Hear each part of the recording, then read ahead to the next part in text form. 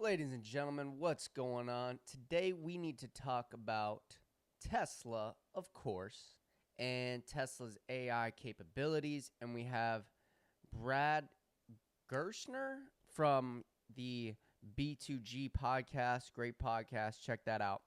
But we're going to watch this little clip from CNBC where the CNBC anchor is chatting with him talking about full self-driving, AI, China, and it's just a 2-minute video. We're going to watch it full, and then we're going to discuss a little bit about the strategy, the tactics that Elon Musk is doing when it comes to navigating the China-U.S. relationship. So let's jump right into it. Here's Brad Gerstner from Altimeter Capital, and let's see what he's got to say.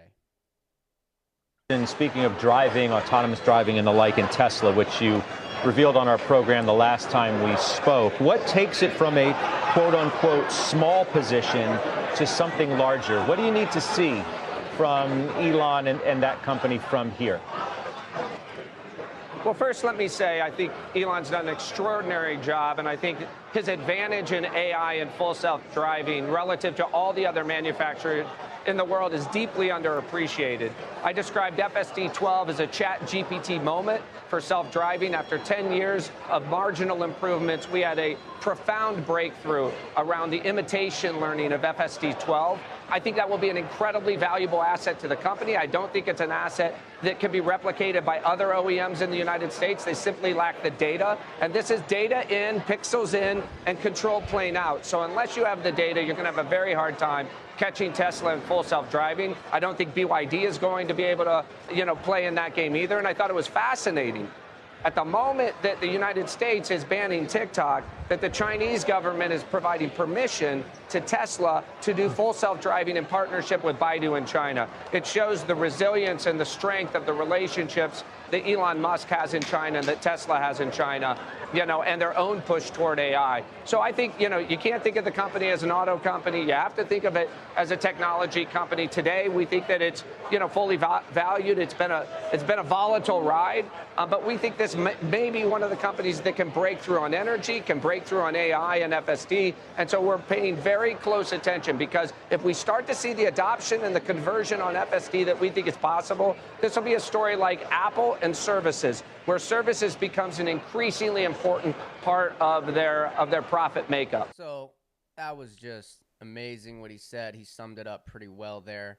And what I found interesting, and I was having the same thoughts that Brad was having, which is the U.S. is banning TikTok, but at the same time that that's happening, Elon Musk is over there in China and he's getting FSD approved. So how did he do that? How did he manage that, right? I keep coming back to this idea. I'm like, you know what it is? You know what happened? Was that Elon Musk had the conversation with China and pretty much said, listen, the FSD, that's one thing, but you got to look further, and that is the robots. So we're about to get robots. Robots are coming. We're within 3 years, robots are going to be doing real labor in factories. So China sees that. China can see forward to that future, and China understands that they need to help Elon Musk with full self-driving and starting to get revenue from that in order to supply them with the capital needed to really catapult the robots.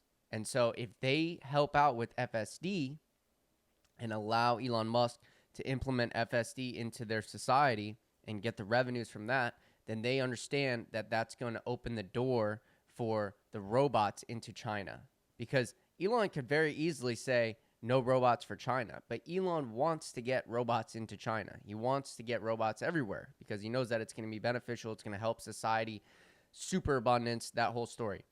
So it's amazing to see China and Tesla and Elon work together when the U.S. is over here just acting like a total moron when it comes to the whole TikTok situation. And so it's just fascinating to see.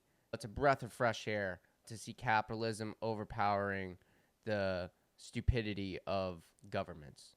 So that's just a little thing I had for you guys. I mean, just another reason to be bullish on Tesla. This is obviously extremely long-term thinking. You have to just be iron fisting your way through these times. If I don't know if that makes any sense.